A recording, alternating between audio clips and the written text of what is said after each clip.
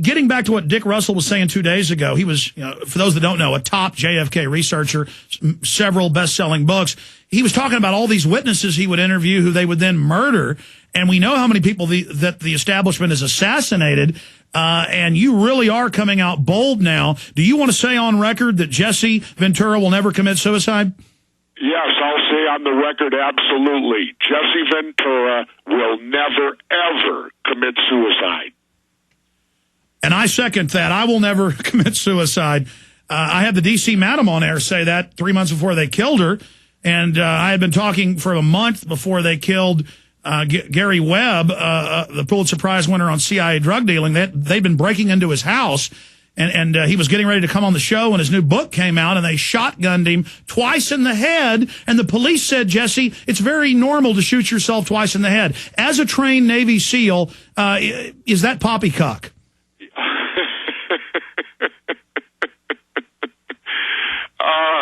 That's about the only answer I could give you, Alex, is to burst out laughing. It is ridiculous. Come on, man. The only way you could shoot yourself twice in the head is if you missed with the first one. I know, it's incredible. They just think we're so stupid. Well, Alex, that's how they survive, is an apathetic public. A public that doesn't want to be involved, a public that doesn't want to pay attention, and that's what's wrong with so much of America today. Everybody looks around in their little tiny world, and they think, well, everywhere I see, everything is good, and as long as it doesn't upset what I can see, I'm not going to get involved. And the thing is, in our country, you should get involved. If you don't get involved, a bunch of crooks will take over. That's right. If you don't hold government's feet to the fire, you will get bad government. We're going to break. Long segment coming up with Governor Jesse Ventura. He's with us 15 minutes or so into the next hour. Precious time with just an incredible personality, somebody for liberty and freedom, somebody out there standing up for all of our rights, Governor Jesse Ventura. Here's the censored article. Huffington-Post sends Ventura article to the memory hole up at Infowars.com with his article underneath it. Get it out to everyone. We'll be right back.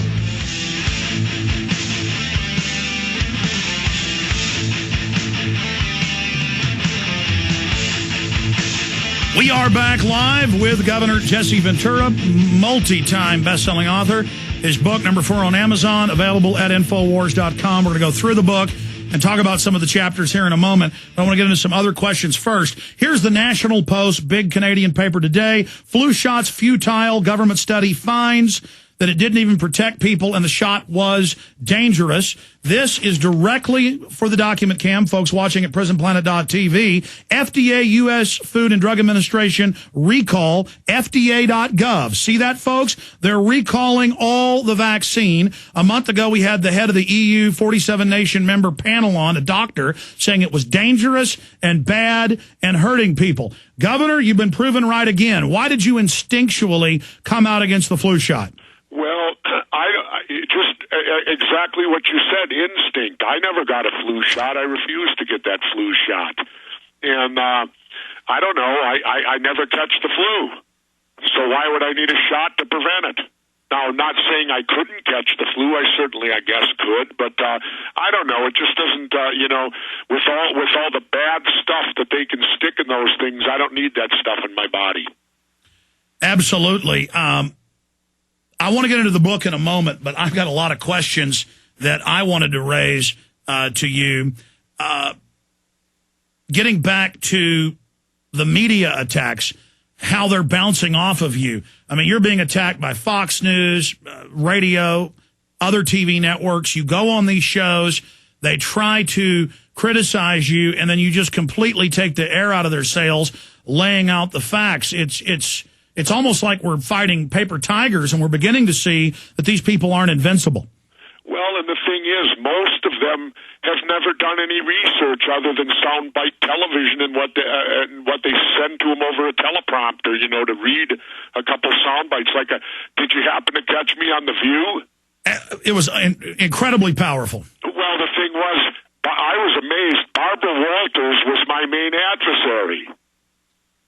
And I found that funny because she says to me, Governor, you're telling me they would intentionally kill 3,000 people, blah, blah, blah, blah, blah, blah. And I said, Barbara, I'll give you another example. The Gulf of Tonkin incident never happened. They killed 58,000 of my generation in Vietnam, and who knows, maybe 1 million Vietnamese. Bill O'Reilly called you a pinhead last night. I mean, this is a guy with his past that I don't think really has any credibility. What did he call? Well, this is the second time now he's called me a pinhead. Yes, what did he called me a pinhead for? He played the clip from The View and basically called you a pinhead. Well, you know, I ran into O'Reilly at Fox, and boy, he sure doesn't do that to me when he's face-to-face with me, because Bill O'Reilly's afraid to have me on his show because I don't cower to him. And I'll tell you, I'll give your listeners a good lie from Bill O'Reilly. He had Ted Turner on once, and I don't know, Ted looked like he was really out of it when he was on there because he didn't seem sharp. And O'Reilly made the statement that the killing fields in Cambodia were caused because we left Vietnam too soon. Now, the first thing is we weren't at war technically in Cambodia or Laos. We were at war in Vietnam. And the killing fields were caused because Richard Nixon and Henry Kissinger secretly carpet bombed the country into the Stone Age. That's how come the Khmer Rouge was able to come down and do that ethnic cleansing. So you've got Bill O'Reilly all the time rewriting history, and I confronted him with that in the Fox lobby, and he wouldn't say anything. And I said, O'Reilly, I first said to him, when were you in Vietnam? And he couldn't, you know, of course, he's never been in Vietnam, or if he was in Vietnam, it was probably recently. You know, he wasn't back in there when the war were going on, so how would he know what the hell went on over there? Well, Zbigniew Brzezinski, who was running that, as you know, advising Nixon and others, he wrote a book 2 years ago bragging, and people can pull the quotes up, where he said we funded the Khmer Rouge against the communists and that the U.S. government gave them $4 billion. So it was actually our criminal government that didn't just carpet bomb the government so that the Khmer Rouge could come in. They financed the Khmer Rouge to do it. Yeah, and you know, on that note and that thought, have you read the book by Colonel Fletcher Prouty? Yes, I have. Well, isn't that interesting when he talks about what happened at the end of World War II with that meeting that took place between Chiang Kai-shek, Stalin, Churchill, and Roosevelt, where they literally laid out what was going to happen to wars from that point on. They said all wars after World War II would be fought in third world countries. They would be fought with the military having no direct objective to achieve victory in the war. Now, isn't that exactly what's happened since World War II with every war since? Sure, it's these phantom menace covert wars just meant to destabilize the third world so they can't ever industrially develop to threaten the West, and that's actually in the British Royal Commission Plan, 1949. Yeah, and you know, it's just amazing to read about Prouty's book, and everything he said when you look at history has come to pass.